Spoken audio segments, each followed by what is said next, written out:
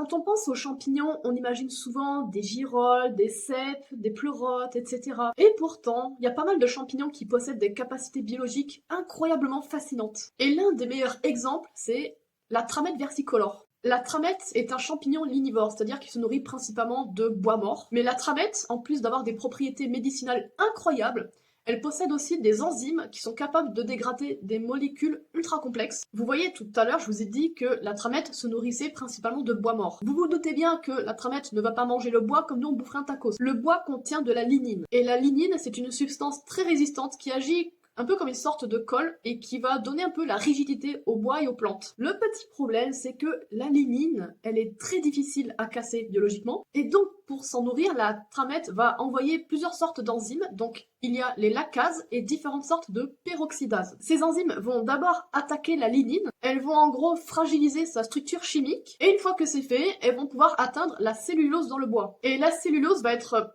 en quelque sorte découpée, dégradée et transformée en glucose. Et là, le champignon pourra l'absorber, voilà, ce sera sa source d'énergie. Et en fait, les chercheurs ont pas mal étudié ce mécanisme, parce qu'en fait, il y a beaucoup de polluants industriels qui possèdent des structures chimiques qui ressemblent un peu à celles de la lignine. Et du coup, grâce à leurs recherches, ils en ont conclu que les lacases et les peroxydases qui sont capables de dégrader la lignine sont également capables de dégrader ces polluants.